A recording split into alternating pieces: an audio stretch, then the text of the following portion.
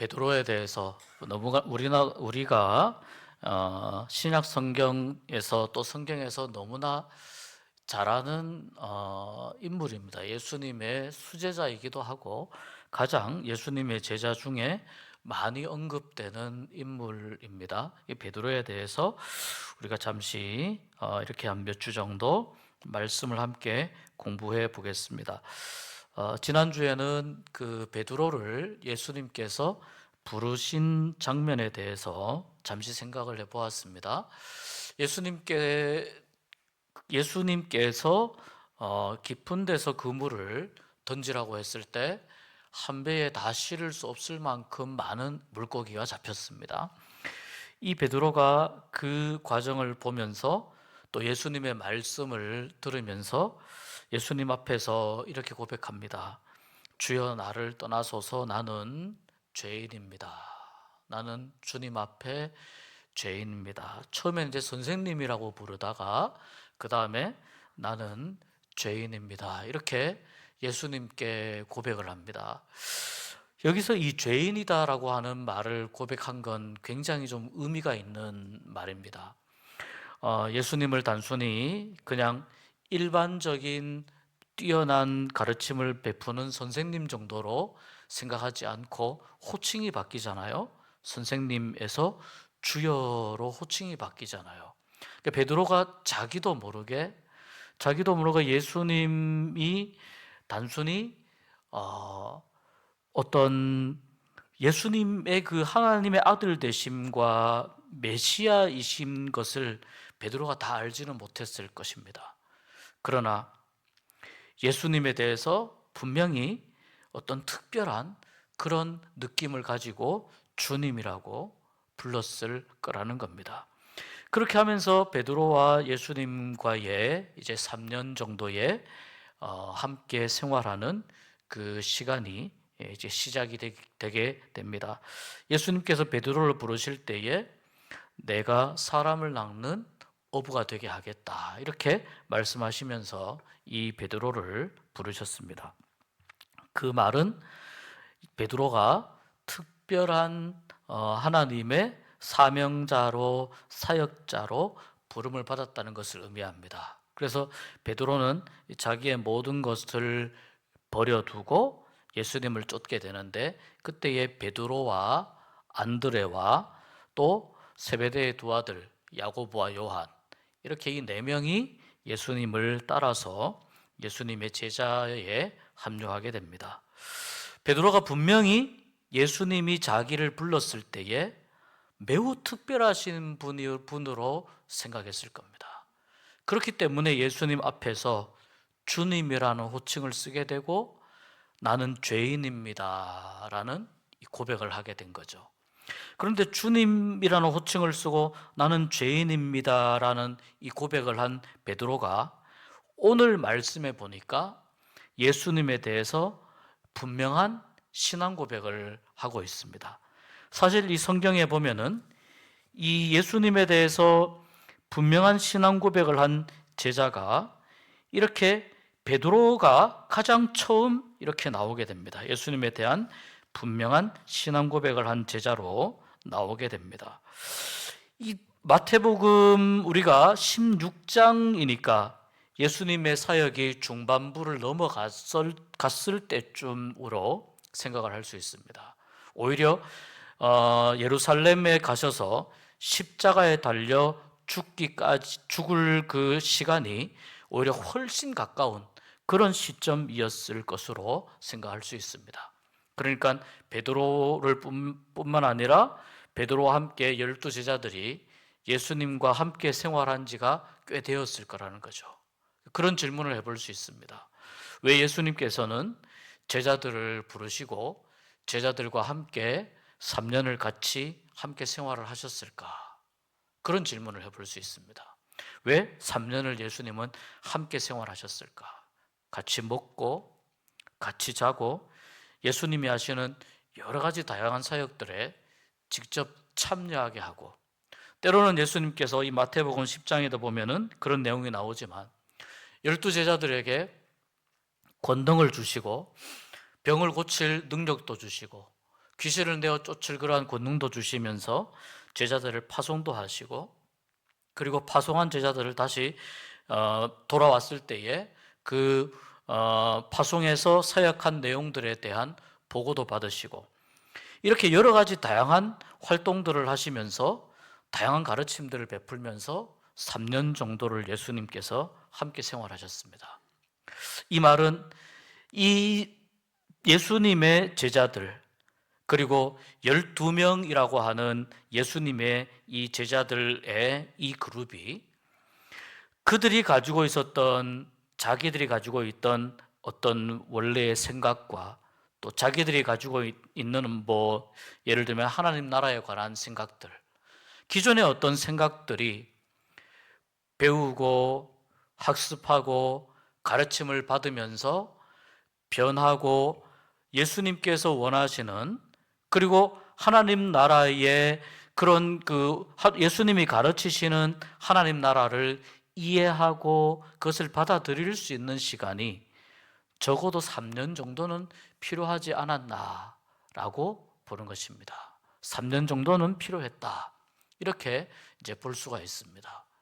그래서 이제 우리 한국 교회도 여러 다양한 그런 평신도 훈련 과정이나 이런 프로그램들이 많이 있습니다만, 예수님께서 3년 정도 함께 제자들하고 생활한 것을 하나의 모델로 삼아서 3년 정도의 어떤 평신도 훈련 커리큘럼, 이런 것들을 이제 만드는 그런 교회들도 있습니다. 무슨 말이냐면, 비록 베드로가 처음 예수님을 갈릴리 바다에서 물고기를 잡으면서 그 놀라운 기적 가운데 예수님을 만났고, 또 예수님을 주님이라 부르면서 자신을 죄인으로 그렇게 낮추어서 고백을 했지만, 그러나 이 베드로가 주님이 원하시는 사명자로서, 주님이 원하시는 사역을 감당하기 위해서는, 또는 베드로가 예수님의 제자로서 살아가기 위해서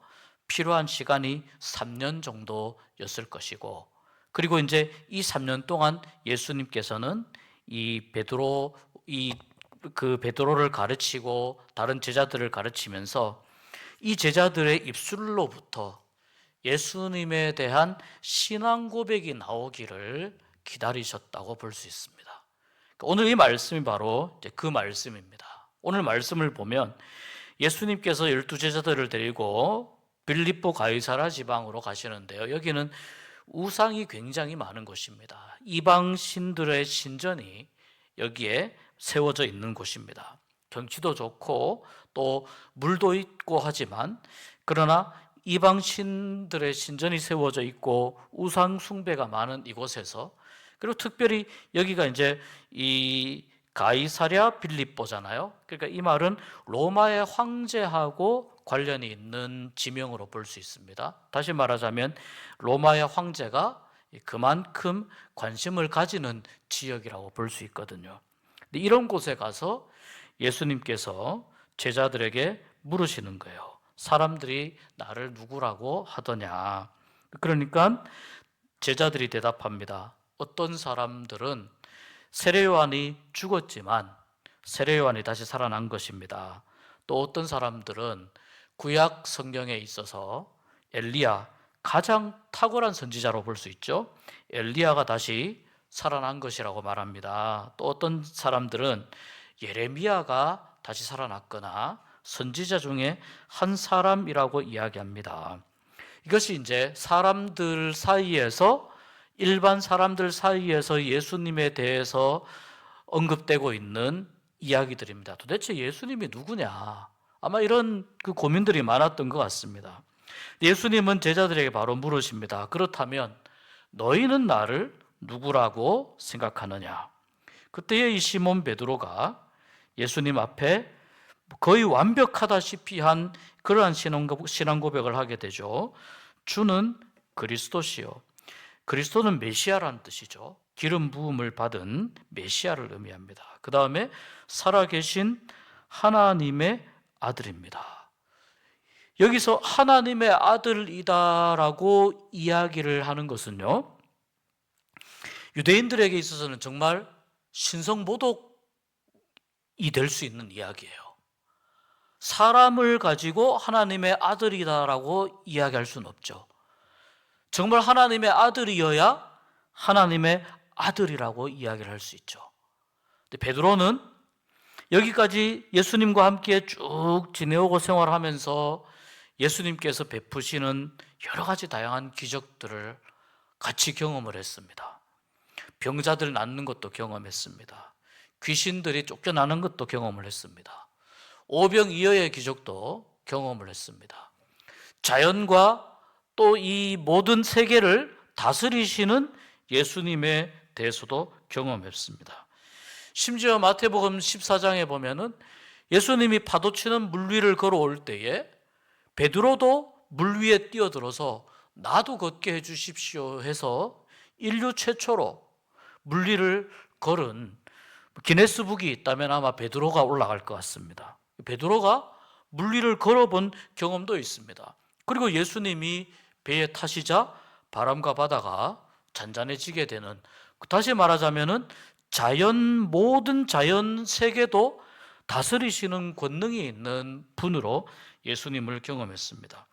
이렇게 여러 가지 다양한 예수님과의 생활하면서 겪은 경험과 예수님께서 가르치시는 여러 가지 말씀들을 종합하면서 베드로는 자기도 모르게 예수님을 하나님의 아들로 고백을 하고 있는 겁니다. 그러니까 이 고백은 정말 놀라운 고백이 아닐 수가 없는 겁니다. 오늘날 우리가 예수님을 하나님의 아들, 예수님을 하나님의 아들 이렇게 우리가 지금 고백하는 거하고 당시에 베드로에게는 어느 누구도 가르쳐 준 사람이 없어요. 누가 베드로에게 예수님을 하나님의 아들이라고 가르쳐 줬습니까? 아무도 가르쳐 주지 않았음에도 불구하고 베드로는 예수님을 향해서 메시아, 그리스도, 그리고 하나님의 아들입니다라고 이렇게 고백을 하고 있는 겁니다. 그러니까 이것은 대단한, 정말 예수님의 입장에서는 너무 흡족한 고백이 아닐 수 없습니다. 이 말을 듣고 예수님이 이렇게 대답하시죠. 바요나 시몬아, 내가 복이 있도다. 원래 베드로의 본명이 시몬이죠. 이를 내게 한 이는 혈육이 아니요, 그러니까 사람이 아니라는 뜻이에요. 사람이 아니고 사람으로서는, 사람의 생각으로서는 이 고백은 할 수 없다는 겁니다. 누가 베드로에게 알게 하였느냐? 하늘에 계신 내 아버지 하나님께서 알게 하셨다라는 겁니다. 하나님께서 베드로에게 알게 하셨기 때문에 베드로가 이런 고백을 한 것이죠. 그러니까 여러분, 우리가 예수님을 그리스도로 고백을 하고 주님으로 고백을 하고 나의 구주 하나님의 아들로, 나의 구세주로 고백을 할 수 있는 것은 무엇으로 가능하다는 겁니까? 하나님께서 우리에게 알게 하셨기 때문에 가능한 거라는 거예요. 그러니까 하나님께서 어떻게 알게 하십니까? 성령님의 감동하심을 통해서, 여러 가지 다양한 방법들을 통해서 성령님이 우리 안에서 역사하시고 감동하시는데, 그것을 통해서 우리가 예수님이 하나님의 아들이라는 것을 고백을 하게 된다는 겁니다. 아무나 예수님을 하나님의 아들로 고백할 수 있는 것이 아니라는 겁니다. 그래서 여러분, 우리가 학교 다닐 때 그런 그 내용을 배운 적이 있습니다. 세계 4대 성인 이렇게 해가지고 거기에 소크라테스 들어가죠. 그 다음에 예수님이 들어간 적이 있습니다. 세계 4대 성인. 그러니까 거기 공자가 또 들어갑니까? 그 다음에 그 석가모니가 들어갑니까? 이렇게 세계 4대 성인이라고 해서 도덕책에서 배운 기억이 있는데, 예수님이 훌륭한 분이고 세계 4대 성인이라고 하는 말은 일반 그 역사 가운데서도 예수님을 실존 인물로 인정한다는 건데, 실존 인물인데 말 그대로 사람으로서 위대한 인물로 인정을 한다는 것이지, 아무리 예수님을 인간적으로 공부해도 하나님의 아들이라고 고백하긴 어렵다는 거예요. 처음에 예수님이 베드로를 부를 때에 나는 죄인입니다, 여기에서 예수님과 함께 생활하고 또 예수님으로부터 훈련을 받고 그러면서 시간이 점점 지나면서 베드로의 신앙이 성장하게 되는 거예요. 베드로가 예수님을 바라보는 눈이 점점 더 신앙적으로 뜨여지는 겁니다. 그래서 베드로가 오늘 이 말씀 가운데에서 하나님의 아들로 예수님을 고백합니다. 예수님이 이 말씀, 이 대답이 너무 흡족했고, 그래서 베드로에게 베드로 또는 게바, 그죠? 베드로에게 말씀합니다. 내가 이 반석 위에, 이 베드로 반석 위에 내 교회를 세우리니 음부의 권세가 이기지 못하리라. 여기서 이 반석이라고 하는 말은 베드로의 신앙 고백을 의미하는 거거든요. 베드로의 신앙 고백 위에, 반석과 같은 신앙 고백 위에 예수님이 교회를 세우신다고 이야기합니다. 이 교회라는 말도 신약 성경에서 제일 처음 나오는 곳이 여기입니다. 이 마태복음 16장입니다. 그러니까 마태복음 16장은 굉장히 의미 있는 장이라고 볼 수 있습니다. 이게 마태복음은 보면은요, 하나님 나라를 천국으로 표현을 하고 있거든요.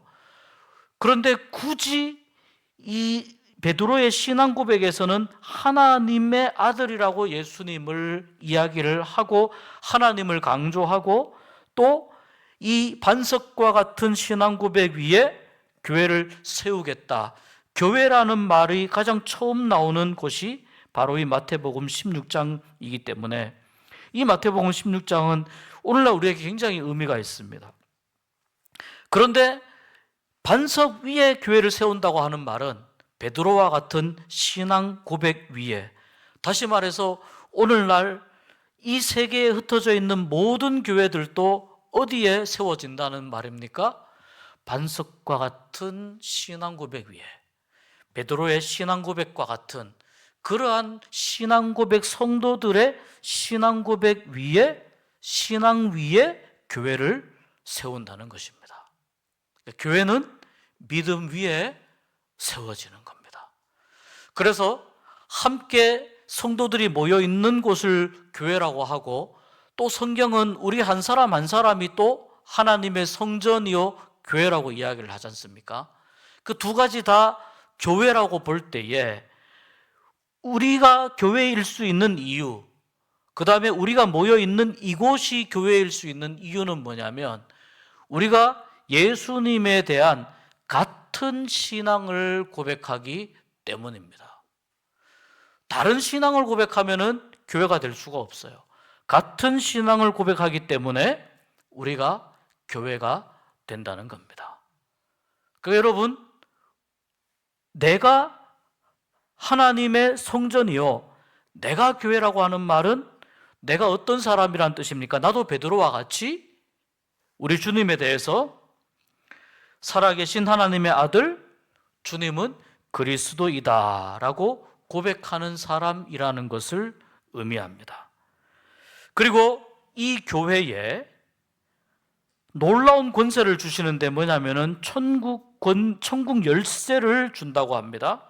음부의 권세가 이기지 못하는 건 당연한 거고, 천국 열쇠를 주는데 이것은 땅에서 매면 하늘에서도 매이는 것이고, 땅에서 풀면 하늘에서도 풀리는 권세가 어디에 주어져 있다는 겁니까? 교회에 주어져 있다는 겁니다. 이것은요, 기도와 밀접한 관련이 있어요. 기도와 밀접한 관련이 있어요. 그 교회가 가져야 되는 아주 고유한 기본적인 특징은 같은 신앙 고백, 그 다음에 기도의 능력, 그 다음에 뭡니까? 하나님이 주신 이 말씀이라는 겁니다. 같은 신앙 고백, 기도의 능력, 하나님이 주신 말씀. 교회인 우리 한 사람 한 사람이 하나님 앞에 하는 기도를 하나님께서 흘려보내지 않으시고, 그 기도를 외면하지 않으시고 귀 기울이시고, 우리가 땅에서 매면 하늘에서도 매이게 할 것이고, 땅에서 풀면 하늘에서도 풀릴 만큼 하나님께서, 예수님께서 우리에게 기도의 권세를 주셨다는 겁니다. 그래서 우리 모두가 다 예수 그리스도의 이름으로 기도할 때에 그 기도는 능력이 있는 줄 믿습니다. 그리고 여러분, 기도하시면서 이 베드로에게 주신 주님의 말씀을 생각하면서 기억하면서 기도하시면 좋겠습니다. 교회에 이러한 놀라운 권세를 주셨는데 이 권세를 사용하지 않으면 얼마나 우리가 손해보는 거겠습니까? 얼마나 우리가 하나님 보시기에 안타깝겠습니까? 그렇기 때문에 교회인 우리가 기도의 권세를 마음껏 누리고 마음껏 사용할 수 있는 그런 은혜가 여러분께 있기를 주님의 이름으로 축복합니다. 자, 이렇게 이제 말씀하시고, 그러나 이 내용을 막 소문내라고 말씀하지 않으셨어요. 그리고 바로 이어서 진행되는 이야기가 뭐냐면은, 그 다음에 예수님이 바로 예루살렘에 이제 올라가서 예수님이 가장 처음 예루살렘에 가서 고난을 받고 죽을 것을 제자들에게 제일 처음 이야기하시는 장면입니다. 고난을 받고 죽었다가 어디까지 이야기하시냐면 3일에 다시 살아날 것까지 이야기하십니다. 왜 이 이야기가 가능하냐면 베드로가 예수님이 하나님의 아들이라고 고백했잖아요. 하나님의 아들이라고 고백했기 때문에 예수님께서 이것을 가르치고 예고를 하셔도 제자들이 이 이야기를 받아들일 수 있는 상황이 된 거죠. 하나님의 아들이기 때문에 죽음을 이기시는 권세가 있다는 것을 예수님이 말씀하고 싶으신 거죠. 점점 예수님에 대한 더 깊은 이야기가 계속해서 진행이 되는데, 이때 베드로가 예수님을 붙잡습니다. 그리고 항변한다고 하는 말은 예수님에 대해서 좀 모질게 이야기했다라는 뜻입니다. 예수님에 대해서 그냥 예수님에게 이렇게 막 간청했다 이런 뜻도 있지만 모질게 이야기했다. 주여 그리 마옵소서, 이 일이 결코 죽게 미치지 아니하리이다. 베드로가 이 말을 했을 때 이 말의 뉘앙스를 한번 보십시오. 예수님을 미워하는 마음이 여기에 있습니까, 여러분? 예수님을 무시하는 마음이 여기에 있습니까? 아니면 예수님을 인정하지 않는 마음이 여기에 있습니까? 아무리 읽어봐도 예수님을 너무 사랑하고 예수님을 너무 아끼는 마음이 여기에 가득 들어가 있습니다. 정말 베드로는 예수님을 사랑하고 있습니다. 예수님을 정말 아끼고 있습니다. 그런데 예수님이 예루살렘에 가셔서 죽으신다고 하는 말이 귀에 먼저 들어오죠. 뒤에 살아나신다는 말은 들었는지 안 들었는지 모르겠지만 이 과정, 고난을 받고 죽임을 당한다는 이 과정을 베드로가 들으면서 얼마나 마음이 아팠겠습니까? 예수님과 같이 고결하신 분이, 하나님의 아들이 어떻게 사람들에게 고난을 받고 죽느냐는 말입니다. 그러니 베드로가 예수님을 너무 사랑하는 마음으로 예수님을 붙잡고 이야기를 하는 겁니다. 주님, 그것은 안 됩니다. 일어날 수 없습니다. 그런 일은. 근데 예수님께서 베드로의 그 말을 들으시고 하신 이야기가 바로 이거예요. 사탄아, 내 뒤로 물러가라. 사탄아, 내 뒤로 물러가라. 너는 나를 넘어지게 하는 자로다. 내가 하나님의 일을 생각하지 아니하고 도리어 사람의 일을 생각하는도다. 자, 여러분, 우리가 이 말씀 너무나 많이 들어왔지만 베드로가 지금 예수님이 처음 부르셨을 때부터 상당히 신앙이 많이 성장했고 정말 예수님의 마음에 흡족한 신앙 고백까지 했으며 베드로의 신앙 고백 위에 교회를 세우고 교회가 가진 놀라운 권세까지 주겠다고 말씀했습니다. 그런데 그 이야기를 듣고 예수님의 고난에 관한 말씀을 듣고 나서 베드로가 예수님을 말리자 예수님이 바로 베드로에게 사탄아라고 이야기합니다. 사탄아, 내 뒤로 물러가라. 바로 이야기합니다. 여기서 여러분, 이 베드로가 이 말을 들으면서 얼마나 충격을 받았을까 그런 생각을 해봅니다. 얼마나 충격을 받았겠습니까? 베드로는 정말 예수님을 사랑하는 마음으로 했습니다. 이야기했습니다. 왜 예수님이 베드로에게 사탄아, 내 뒤로 물러가라 이야기하셨습니까? 베드로가 아직까지 신앙이 미숙해서 그렇습니다. 하나님의 아들이라고 고백을 하지만 하나님의 일에 대해서 아직 베드로가 다 이해하지 못하고 있습니다. 그러니까 베드로의 신앙이 성장하기는 성장하는 거예요. 예수님과 함께 생활하면서 훈련받으면서 성장하긴 하지만 하나님의 일을 다 이해하지 못하고 있어요. 예수님이 지적하신 것도 뭐냐면 네가 하나님의 일을 생각하지 않고 사람의 일을 생각하는도다. 이 부분이에요.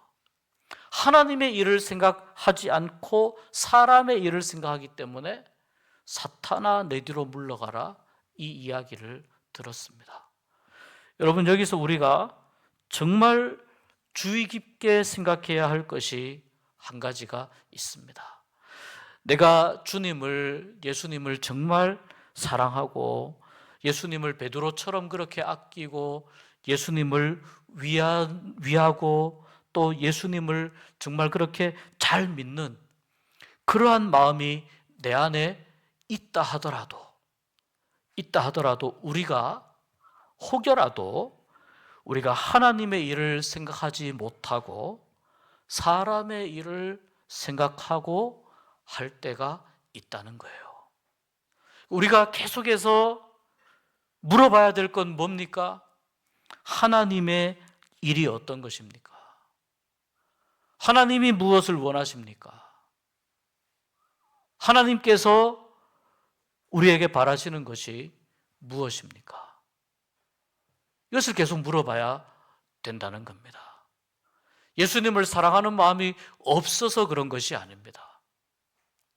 베드로도 신앙이 충분히 성장하지 않고 온전하지 않았고 우리도 마찬가지입니다. 우리도 믿음이 신앙이 온전하거나 완전하지가 않기 때문에 우리가 항상 기도하면서 이것을 계속 물어봐야 된다는 거예요. 무엇이 하나님이 정말 기뻐하시는 일입니까? 무엇이 하나님이 원하시는 일입니까? 내가 정말 예수님을 사랑하고 예수님을 위한다고 하지만 혹시라도 내가 하는 일이 사람의 일에 해당되는 것은 아닙니까? 혹시라도 내가 하고자 하는 일들이 하나님께서 원하지 않는 일들이 아닙니까? 라고 하는 것을 계속 물어봐야 된다는 겁니다. 얼마나 베드로가 좋았습니까? 예수님의 칭찬을 받았습니다. 그러나 여러분, 베드로가 예수님에게 정말 큰 뭐라고 해야 될까요? 예수님께 쐐기를 박았다고 해야 될까요? 베드로가 교만해질까 봐 그랬는지도 모르겠습니다. 그 베드로의 성격이 그렇거든요. 굉장히 이렇게 그 다혈질이면서 또 결단력이 있으면서도 또 한편으로는 너무 과감한 결단력 때문에 베드로가 앞뒤 좌우를 살피지 않고 그렇게 하는 경향들이 종종 있었거든요. 사실 물 위를 걷는 일도 그랬습니다. 성경을 보면 예수님께서 베드로와 야고보와 요한을 데리고 따로 데리고 가셨던 적이 꽤 많이 있습니다. 그만큼 사실 예수님은 베드로와 그 다음에 더 포함을 시키자면 요한과 야고보를 예수님은 참 많이 아끼셨습니다.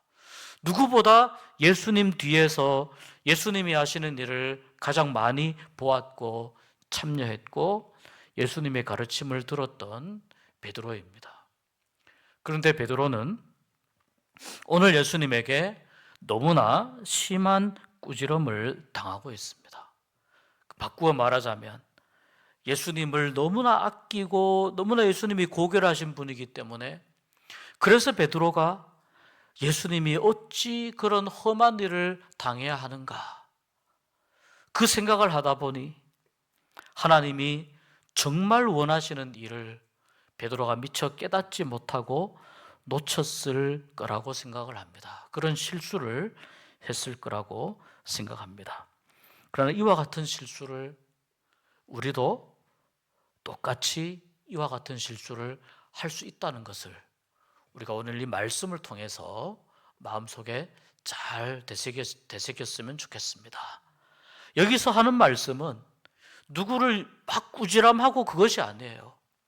우리의 믿음이 온전하지 않다는 것을 이야기하는 거예요. 믿음이 온전하지 않고 우리가 하나님의 일을 충분히 다 이해하지 못하기 때문에, 그래서 여러분 우리에게 뭐가 필요한 거예요? 그래서 우리에게 기도가 필요한 거예요. 우리가 그래서 영적으로 깨어 있는 시간이 필요한 거예요. 그렇지 않으면, 영적으로 우리가 깨어 있지 않으면 우리도 모르게 하나님이 원치 않는 일들을 하게 되기 때문입니다. 그러나 저는 이 말씀을 읽으면서 이것이 베드로에게 큰 찔림이 된 것은 틀림없지만, 베드로가 이 예수님의 말씀 한마디를 듣고 정신을 번쩍 차렸을 거라고 생각합니다. 정신을 차렸을 거고, 예수님께서 하신 이 말씀을 아마 두고두고 일평생 이 말씀을 곱씹으면서 정말 하나님이 원하시는 일이 무엇인가, 이 질문을 계속해서 던지면서 자기의 사역을 감당해 가지 않았을까.